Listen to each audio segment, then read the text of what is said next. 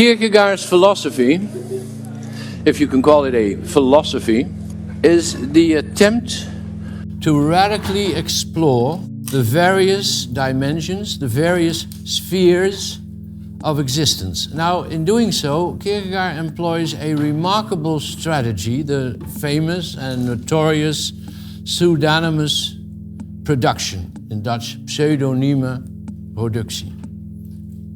The concept of irony is in fact the only philosophical work published under Kierkegaard's own name. In 1843, he publishes Either Or, published by Victor Eremita. Also in 1843, he publishes Fear and Trembling by Johannes de Silencio. Then there's, in 1844, The Repetition, author Constantine Constantinus.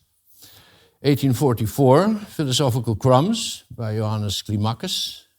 Also in 44, a book called Preface. It's only prefaces, the whole book is only prefaces, by Nicolas Notabene.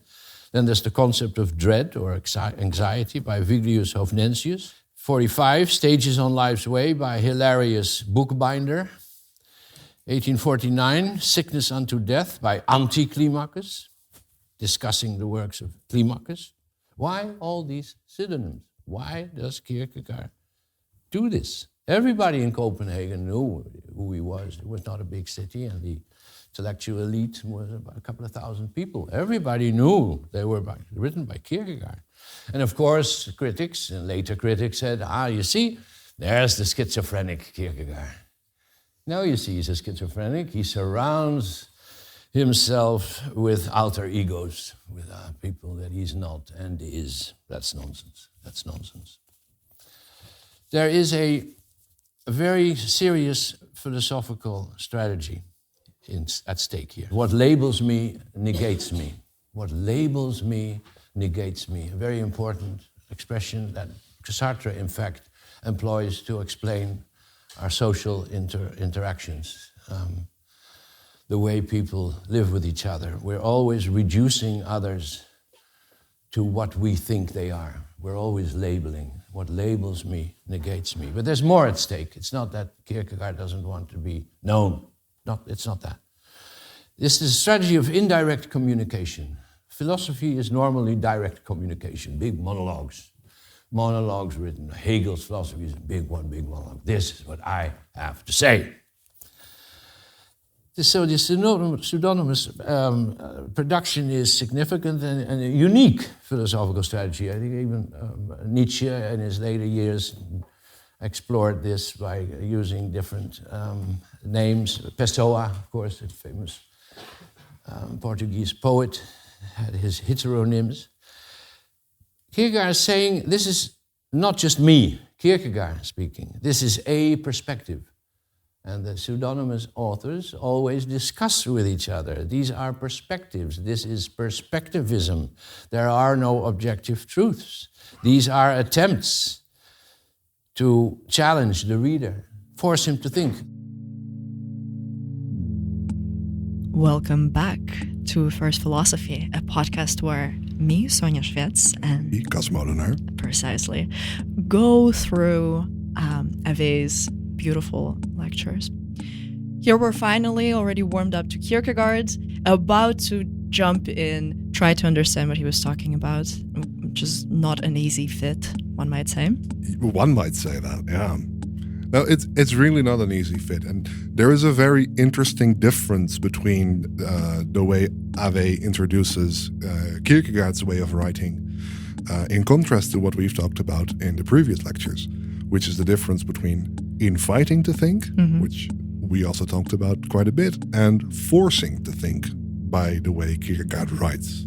Yeah, being a bit of a Robespierre of thought. One might say.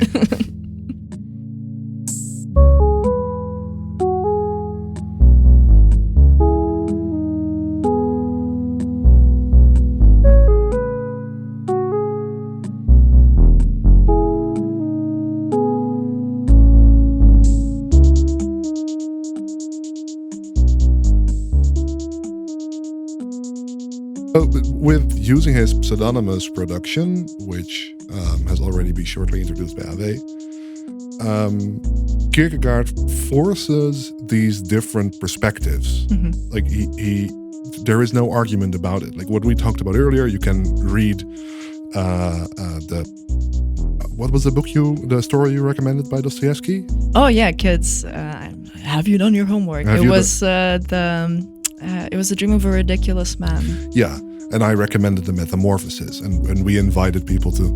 You can look at the different perspectives in this book, and that is the opportunity of perspectivism. Kierkegaard doesn't leave much room. With using all these different names and reacting to his own work, it becomes very clear that these perspectives exist alongside each other, and you cannot read Kierkegaard by just one book and say, okay, I get the gist. Yeah, which is also unsettling, because I feel like, especially the way we and a lot of people maybe sometimes look at philosophy, is the quest for the truth. Like the idea is that, or maybe the dream is to arrive at finally knowing the right thing. Yeah. And it's very disquieting to read Kierkegaard, because in a very scary way, there is no one thing that is correct. Yeah. And this can be a bit overwhelming, and I think parts of this lecture can be a bit overwhelming for a first-time listener, or for someone who is not really acquired with, or for someone who's not really familiar with anything Kierkegaard has written. But I think that if you take away the idea behind these different perspectives, that is one of the most important takeaways from this specific lecture. So it's not really about understanding the difference between Victor Erimata and Johannes Climacus. That is not that important for now. If you want to delve into Kierkegaard, it will be, to see how these different perspectives from the same writer can work together to show a broader picture than you can just do by arguing. Yeah, a great inspiration, I think, for all thinkers and aspiring writers. I think so too. With that, it's finally time for us to turn to the man himself, the man of many faces. Yeah. Kierkegaard.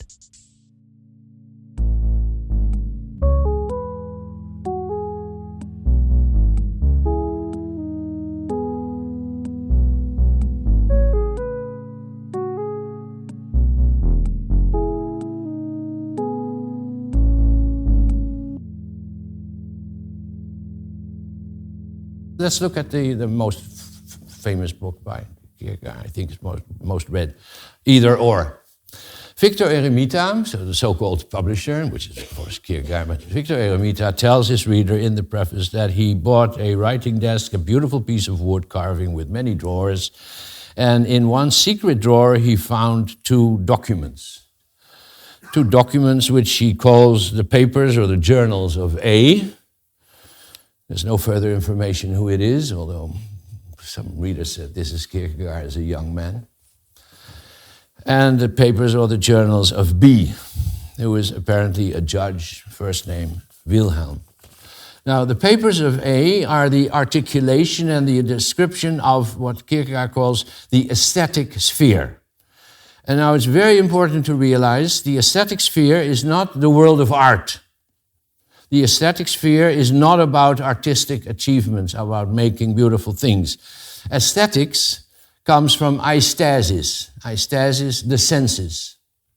So the aesthetic sphere is finding things that are interesting, pleasurable to the senses. The aesthetic sphere is a life dedicated to enjoyment, to distraction, to diversion, to adventure, to seduction.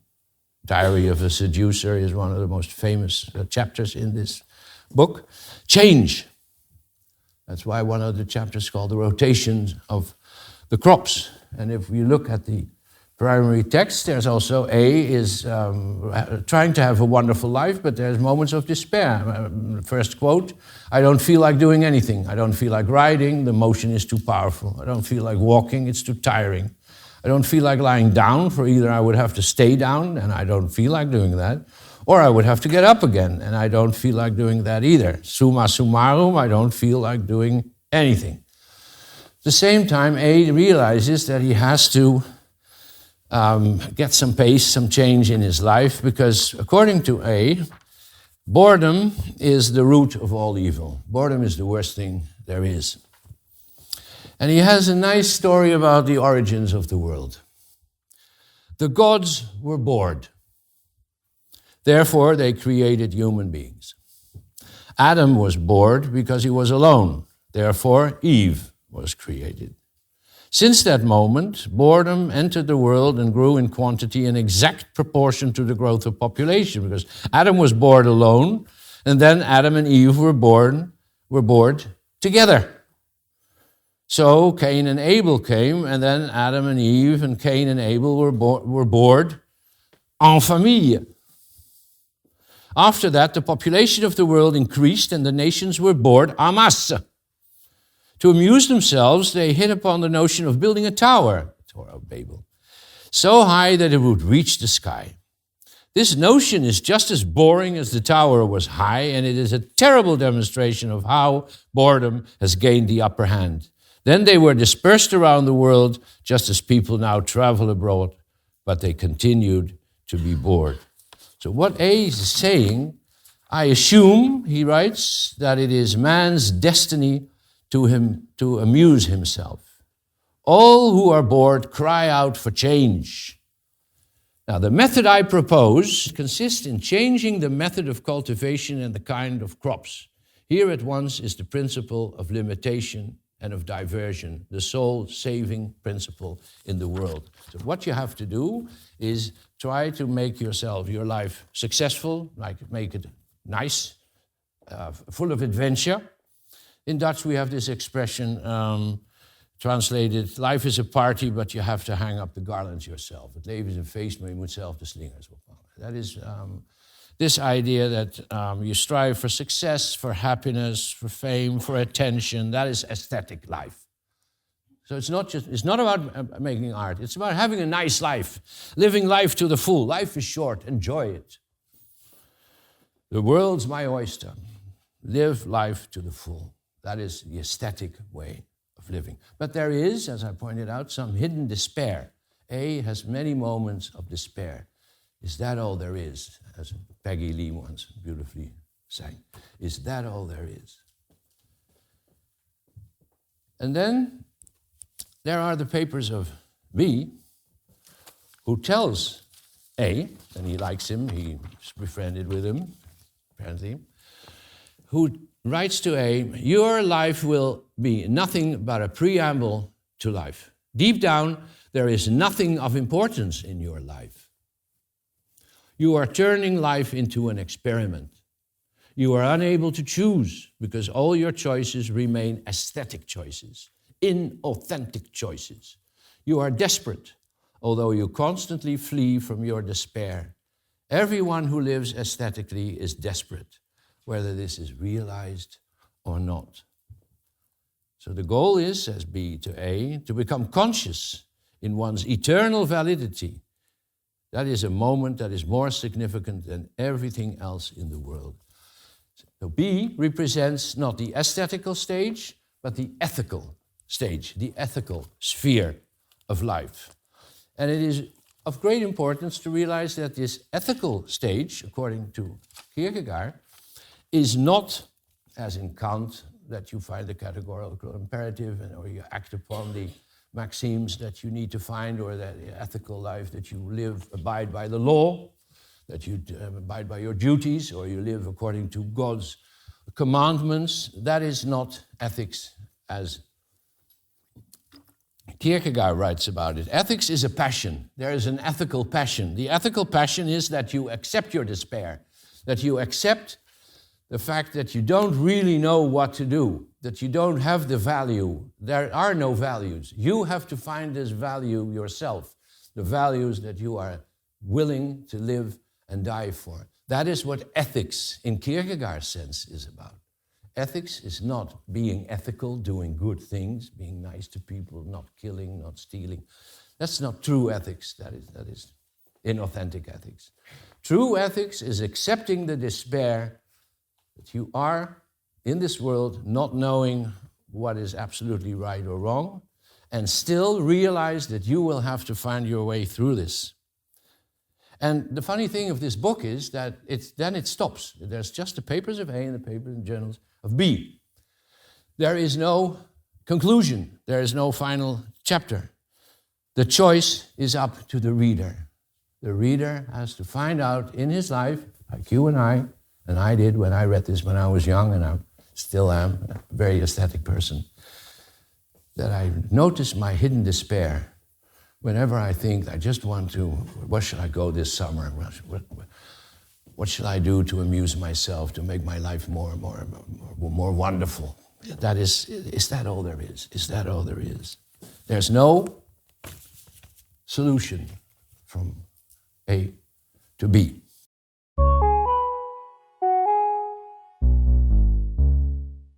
So there's no solution from A to B. So that comes back to what we said in the beginning. This shows the different perspectives. It doesn't matter that there is a contradiction between A and B, and it's not about resolving the contradictions between A and B. That's not the point. The point is that there is an aesthetic sphere and there is an ethical sphere. And neither is right in the final instance. And neither is wrong. No.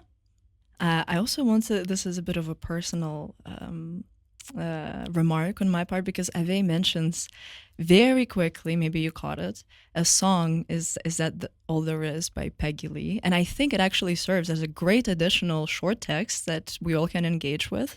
It's a very interesting song. It almost illustrates sort of that predicament in the aesthetic life that Ave talks about inevitably running into, well, is that all there is, which is exactly Peggy's song. It starts, she kind of recounts these sometimes very important foundational experiences she's had. She describes being a child and watching her family home burn down. And she says something like, and as I stood there and, watched our world go down in flames, I thought to myself, is there all there is to a fire?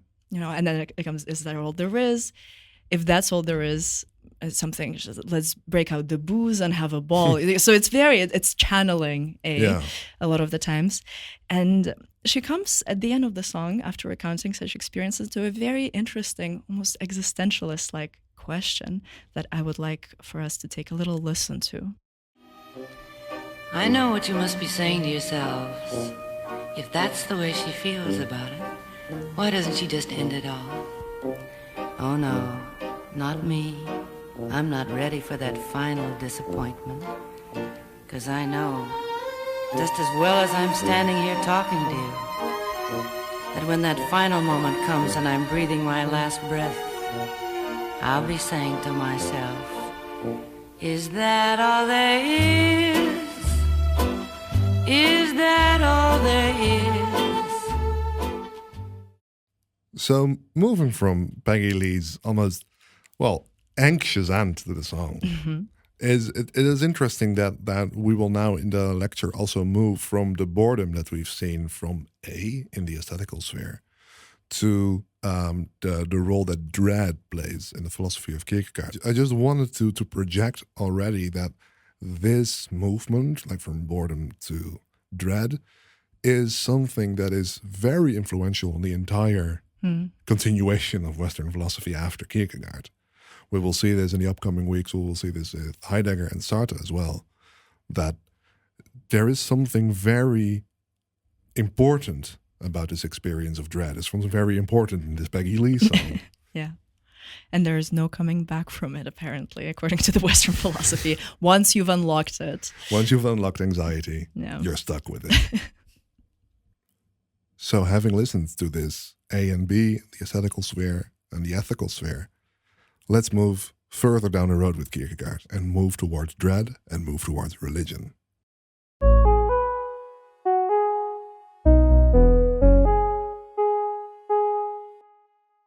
Now, let's look at the most crucial strategy in Kierkegaard, which is the parallel production. The parallel production means that with every philosophical work, and often on the very same day, Kierkegaard also published under his own name other texts, which he called upbuilding discourses, opbouwende toespraken. So he writes these philosophical works under pseudonyms, and at the same day he publishes books that are written on his own name, And he addresses the same issues as the philosophical works, but from a religious perspective. And we have to be very careful about what religious means in Kierkegaard. That's what it's all about from now on. It's not religious as you would normally think religion is all about. So the either or, you might say, I don't, but you might say the either or becomes a neither nor. So the aesthetic sphere, nor the aesthetic sphere, nor the ethical sphere are the true sphere. The true sphere is the religious sphere.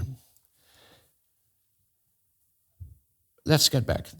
So the philosophical writings address crucial phenomena in existence, but according to Kierkegaard, they fail to grasp their full existential meaning.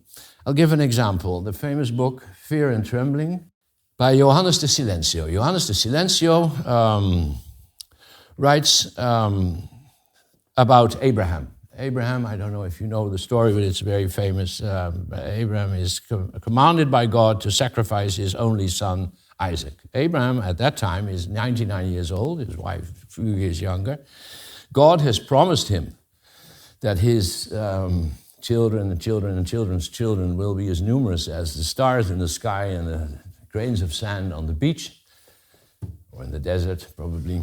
And he gets this terrible ordeal. He has to go to Mount Moriah to sacrifice his son. And in Fear and Trembling, Johannes de Silencio is struggling with this terrible demand as a philosopher. And he says, there are a lot of scenarios that I can think of. Imagine that Abraham has to do this. This is what happens. Abraham tells his son, you have to come with me. And he doesn't say why, but he takes him with the mount. And then in the true story, this is what happens. They go to the mount, and then just at the moment when Abraham is about to kill his son, an angel comes and stops him, and so his son is saved. But he's prepared to do it. Now, Johannes de Silencio said, well, Abraham must have told Isaac, it's not God that tells me to kill you, it's me, because he doesn't want his son to die with this idea that God wants to kill him. He's struggling. Johannes de Silencio, he says, it's so terrible. And he says, well, even after everything went well, Abraham must always remain angry with God, always. Why did you do this to me? Why would you put me through such an ordeal? Even though you saved my child, you still did this terrible thing to me. And he feels guilt. He will be guilty for the rest of his life, Johannes de Silencio says, because he hasn't protected his son. And then there's a fourth thing that springs to the mind of Johannes de Silencio. And he says, well, one imagined at the moment that Isaac saw his father raise the knife and he saw his hand tremble. He saw that his father was hesitating. So Isaac would have lost his faith then too, just because of the trembling hands of his father. Silencio says, I understand the crucial message of this, that you have to have real faith in God. Your faith in God is greater than anything else. That is, of course, that is real religion. I understand, Johannes de Silencio says. But at the same time, there's something very unethical in what is happening here. Actually, there is a Dutch professor in philosophy of law in Leiden, Paul Cliteur. We are not friends. He's one of the founding fathers of the Forum for Democracy, who says Abraham was the first fundamentalist. He was the first religious terrorist. Killed his own son. Okay, but Paul Cliteur can't think. The point is, and even Johannes de Silencio, did I say Joe Silencio? Johannes, nice name for a bar. Johannes de Silencio realizes that there's something that this story tries to tell us, that faith begins where thought stops, where reason fails. This is what we have to understand. This is religion. Religion, you become religious at the moment where you realize that you're always wrong towards God. You can't, this is what the book Job is all about. Job is this is a terrible story, I'll tell it later, but no, I won't tell it now, I'll tell it later. But Job argues with God. He says, why do you punish me so bad? I'm a very faithful religious person. Why do I get all these plagues? And then God convinces him. He says, you don't argue with me. You don't argue with me. I'm God. So real faith is this great ultimate surrender that your thoughts are not capable to grasp what religion is. And this is very difficult for us to do. We want to understand, reason about God. A wonderful book by Hume, Dialogues Concerning Natural Religion, where various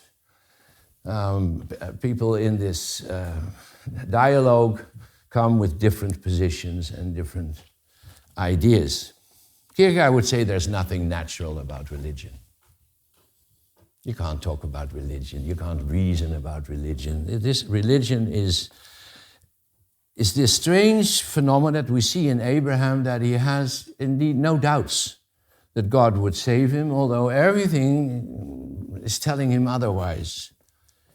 There is something that you have to make a move in your life, a movement, that Kierkegaard explicitly addresses in the concept of dread, concept of anxiety. Mind you, there's a difference for Kierkegaard between dread and fear. Fear is always has an object. There's something you're afraid of. Anxiety has no object. It is something, and this is Heidegger's philosophy and Sartre's philosophy are founded on this insight by Kierkegaard without becoming religious, mind you. There is something happening in anxiety. In anxiety, you really are. Everything, you can just imagine what happens if you feel anxiety. Not fear for something that can go away. No, true anxiety. The whole world collapses. You're absolutely, completely, totally desperate. And then something very peculiar happens to you. And Kierkegaard formulates it thus.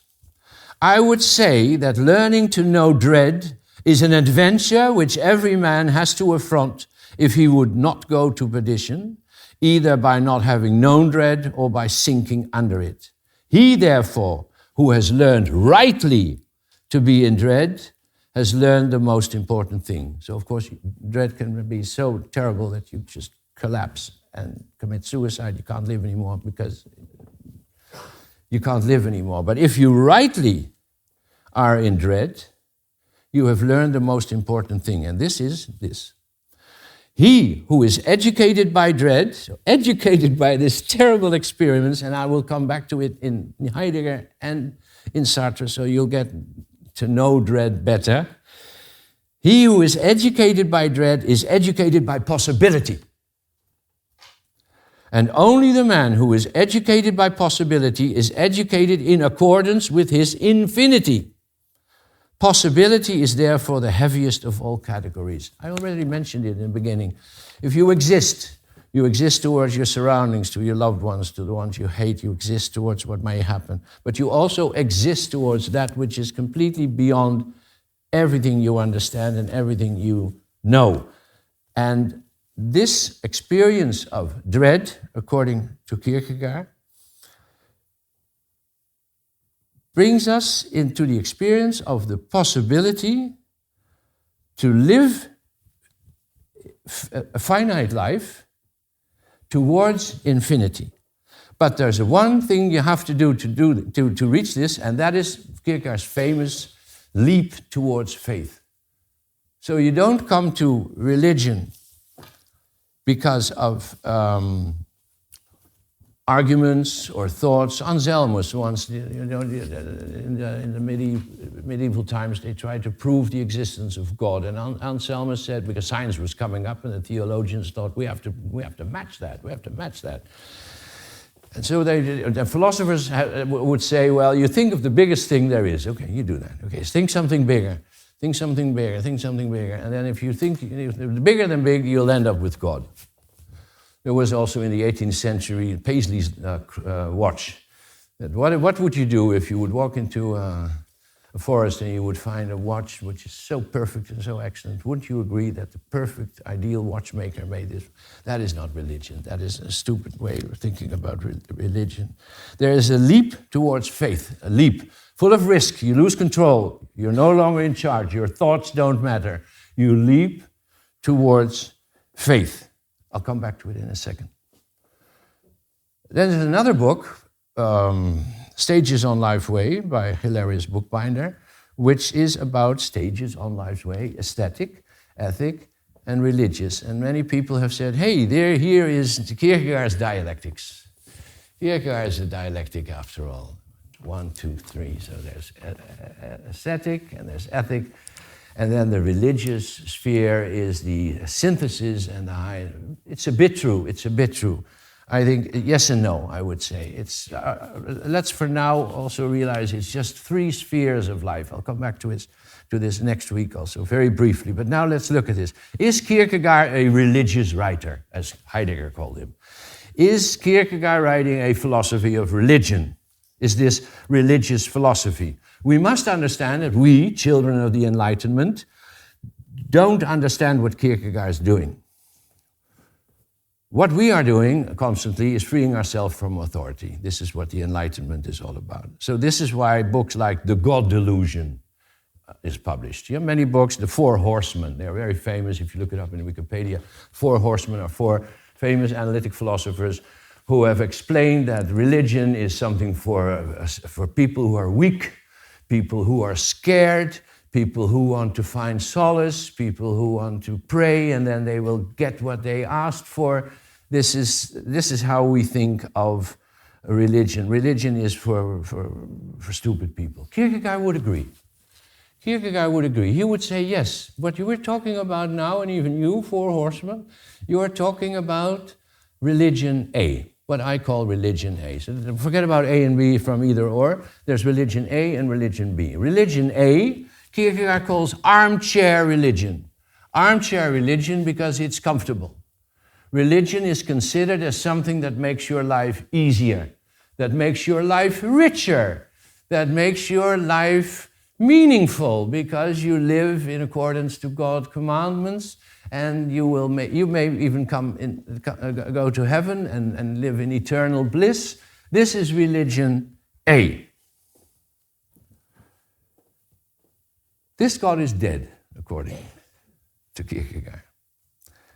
God is beyond all comprehension, and God will never make our life more comfortable. The leap of faith will never make our lives easier. This is what the leap of faith entails, and I will illustrate it to oppose 2 kinds of living, one as articulated by Kierkegaard and one by Derrida. Kierkegaard calls the person who lives religiously is a knight of faith, een ridder van het geloof. Sounds a bit aggressive. A knight of faith. A knight of faith is not a special person, Kierkegaard writes. You won't even notice him in the street. He could be a grocer. He could be anything. It's not someone who stands out. He's not someone, and that's definitely not a religious person, a clergy person with all these beautiful robes and things like that. He's a very simple person. And because what does he or she try to do? To become a contemporary of Christ. This is true religious living according to Kierkegaard, to become a contemporary of Christ. And the crucial position of Christ is the untiring love for everything and everyone. The untiring love. Christ never would say, oh, I have no time today, please come back tomorrow. Untiring love for everything and everyone, even your enemies. Not just love thy neighbor, but love thy enemy. I once had a very, very bright student who said, love thy enemy, to go that far. That is something that is too good not to be true. This is a challenge which is unnatural, goes against everything we are. To love the people you hate. But this is unconditional love. In the books of Dostoevsky, there's a constant struggle with this phenomenon, especially in the Karamazov brothers, where Starec Zosima, kind of a priest, but he's just receiving people all the time. They come from all over and they ask him questions. He talks to them and he tries to to tell them, finally what he tries to tell them, and Sartre even quotes it, I think even de Beauvoir quotes it in one of her books. Every one of us is responsible for everything towards everyone. That's a very, very deep thought, very unnatural thought. It's too big to think, too big to live. But it's true. Deep down, each and every one of us is responsible, not just for the things that the job we have and the children we have and the friends we have, no. Deep down, everybody is responsible for everything towards everybody. This is a very deep, unlivable truth that you still have to embrace, and this is what in the leap of faith actually happens. So the leap of faith is not a leap towards solace, it's in fact a leap towards what I would call, but that's probably because I can't do the leap, a very difficult, a very, very heavy, complicated life. But even though I can't do it, I realize in a very deep sense it is true. But the night of faith can easily be opposed, and this is also for didactical or heuristic reasons that I do this, to what Derrida has called the night of good consciousness. Nights of good consciousness, that's all of us. That's all of us. Nights of good consciousness. A night of good consciousness realizes that there's this ethical dimension in life, and maybe even a religious dimension in life, because God tells us to love our neighbors. But what do? We start calculating. We start measuring, calculating our amount of compassion. We choose our compassion. We're either on their side or on their side of the victims. We choose the people that we feel sorry for. We feel sorry for some people. We don't feel sorry for people that we don't want to feel sorry for. Our charity, you see this in the debate on migrants, that everybody's talking about how many migrants should we allow. Ooh, that's night of good conscience. And one say 25,000. Ooh, people say that's a very unchristian thing to do. That is very mean. Okay, 50,000. Someone else says maybe 80. Whoa, that's impossible. Not enough houses for foreign students. Calculating. Sending money every month. That is the night of good conscience. Not understanding what it means to love thy neighbor. There's a wonderful passage in the Karamazov brothers that when I was, well, your age, you're the youngest of you age, I read the Karamazov brothers. At the end of this course, you will get a list of all the books I read that changed my life, and you might just choose whether you want to read some of them. The Karamazov brothers is one of them. Ivan Karamazov asks himself, what is my neighbor? What is je naaste? What is my neighbor? And he says, for us, the love for your neighbor is always the love for someone who's far away. We always manage to take care of the neighbor being the naaste, to be the verre, the far away. Because in truth, love thy neighbor means there's someone at your doorstep, covered in sores, stinking, poor, crying and desperate, who wants to come into your house and lie by your side in your bed, and you have to hold him to keep him warm. That is your neighbor, covered in sores, smelling and stinking. That is being responsible to your neighbor. We don't like that. We like the neighbor to be far away. So the leap of faith is a leap to existence, to religious existence, to become a contemporary of Christ.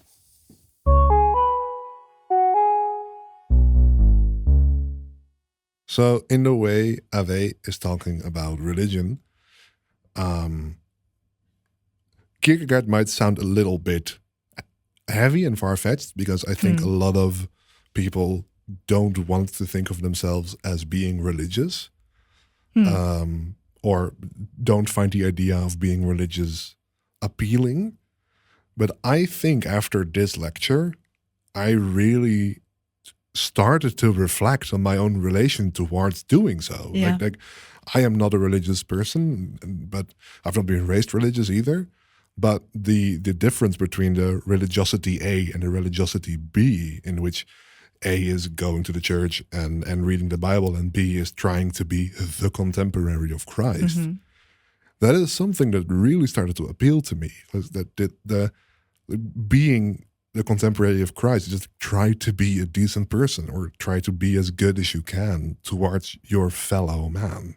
Yeah, in a way, it secularizes religion, but not in a very poppy way as Yeah. it has been done so far. I think in the popular Western culture, but in a way that it still maintains how profoundly important it is. Yeah. Yeah, I think that if you look at modern thinkers that don't want to show their true colors, I'm not naming names, but that a lot of popular male philosophers. We're moving into the manosphere. Yeah, I mean, I think a lot of these manosphere modern Jordan Peterson thinkers are actually very, very Christian, but try to look like they're being hardcore scientific, academic, science, proof, all the good things between parentheses, but they're doing exactly what Kierkegaard is arguing is religiosity A. Yeah. They're all saying you should go to church, you should create your community there, you should follow these commandments, but they don't talk about being a good and decent human being. Not at all. If anything, that is secondary to being right in a way that believing in the God in a right way was praised. Yeah, and I think the importance of this thought by Kierkegaard cannot be overstated. Like, you don't have to become a Christian and get baptized and go to church every Sunday. It would be way better if you just think of what would it mean to be a good human being. And if you use the idea of Christ as a good example, yeah, why not? Yeah, and I think it is in that way that also Kierkegaard's insistence on the fact that religion will not make us more comfortable, the presence of God will not make anyone feel better or feel like they comprehend more. No. I think this is a very good thing to keep in mind, to not sort of search for salvation. And in fact, it is very disquieting to be faced with really living is. as a Christ. Yeah. And if anything, I mean, I think this is also what Kierkegaard maybe grappled with. You start noticing a lot more irredeemable things in the world, which, I mean, we've seen that throughout, and it's something that has been lost in the current formalized, I think, sort of mainstream dominant Christian churches. Yeah. Whereas where you look at the early Christian sects and some schools of Jewish mysticism, the token mention of Jewish mysticism. One of your special interests. Indeed. So there was one of it, such things in the 17th, I believe, century, sort of centered around this Polish guy who showed up and was like, I'm the Jewish Messiah, actually. Some of the rabbis who were his followers, they had this very interesting outlook. They say, well, if you try to reconcile the good and the evil, but the God exists, how do you reconcile that? A very classic problem. They say, well, it actually does not, you cannot reconcile it if you think of the world as being inherently good, and then you have to reconcile the evil acts within it. But if we take as a premise that the world does not have to be good and the world is in fact possibly a bit evil, then every act of goodness is actually sort of a prophecy and the word from God. That's really nice. Yeah, so maybe there is something good in the world being evil. Well, and I think something that the picture that a lot of people have of someone like Nietzsche is also like he's anti-religion and God is dead, and that being an anti-religious claim, which Ave already made clear in the first episode it isn't. Yeah. But Nietzsche also wrote a book called The Antichrist, where he actually praises Jesus Christ, the human being Jesus Christ, where that is, Nietzsche says something in a way similar to Kierkegaard. There's nothing bad about Jesus. Everything that came after, that's something we should question. And thanks to Kierkegaard, I think it's a good starting point to start questioning it. I think so too. You wanted to make one more public servants announcement? Yes, another niche interest, not so niche. Ave mentions Dostoevsky's Brothers Karamazov, and when I moved to the Netherlands, but this for me expands to the whole of quote-unquote Western Europe, I've made it my absolute mission in life to keep talking, because I've been a Dostoevsky fangirl since I was 14. Now less so, but I remember everything. My mission on this earth is to dissuade people from starting their Dostoevsky journey on Brothers Karamazov. Please, if you've never read Dostoevsky, do not start with Brothers Karamazov. It's really the last thing he wrote. It's sort of the resolution or the lack thereof, just like with Kierkegaard, of all the internal contradictions that you can see through his writing. And starting with Brothers Karamazov, I think, is just making yourself a huge disservice. So, where should one start? Funny you ask. I've already recommended the Dream of a Ridiculous Man. For the least intimidating read, go with The White Knights. It's a sentimental novel. He calls it sentimental himself. And if you like something with more teeth, Crime and Punishment, the classic, is a very good place to start. Notes from the Underground? Oh yeah, also could be. I mean, honestly, most of the things, except for like Demons and The Idiot, and especially Brothers Karamazov. And with that, I think we should return to Ave's lecture. Let him speak. Let him speak.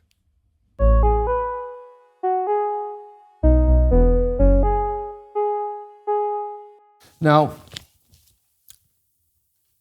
the reception of Kierkegaard is a much admired and respected philosopher. I said some nasty things about biographers, but if you would mention Kierkegaard, practically everybody, although also because they're afraid to insult themselves by saying, no, that's nonsense. Kierkegaard has really told us something that hits us at the very core of our existence. But first, of course, Kierkegaard is known and well respected for his critique of the self-righteousness of the bourgeois, the restrained irony. That is a very important thing that Kierkegaard is remembered by. And of course, because of his radical attention for individual existence and the notion that anxiety, this strange experience that we normally would say that you don't want that, you don't want to be anxious. But anxiety means that everything that you're so busy about all of a sudden loses all its meaning and you realize, here I am, what am I going to do? I realize myself as possibility. That is why possibility is the heaviest of all categories. Heaviest because nobody will tell you what to do. You just realize you are this possibility. Mind you, it's very important. It's not that you have possibilities. You are a possibility. You are in the position of grasping your life and choosing the aesthetic sphere, the ethical sphere, or the difficult leap of faith. Most philosophers are reading Kierkegaard without his religious dimension. Sartre, Heidegger, maybe Gabriel Marcel, Karl Jaspers have taken over his Christian mode of thinking. But for most philosophers, Kierkegaard is the philosopher who radically addresses the predicaments of our existence. Also the predicament of the finitude of our existence. The finitude, philosophers like to use the word contingency. I use the word contingency. Contingency is a beautiful philosophical word that includes being mortal. In the words of Martin Heidegger, the possibility of the impossibility of all possibilities. That is death. Nothingness. Nothingness is in us all the time. And this is what Kierkegaard tells us philosophically, this is what philosophy should struggle with. You can build systems, you can do a critique of pure reason, you can do anything. If you take philosophy seriously, you understand that this is at stake. That you are here with all spheres, there may be other spheres, but these are spheres of existence. You have to choose. Choice and decision. These are crucial parts of what philosophy should be all about. And after Kierkegaard, of course, for many philosophers, indeed, it is all about these. So this is what Kierkegaard has tried to tell us. Embrace your existence to the full. Embrace your existence to the full. And in Kierkegaard's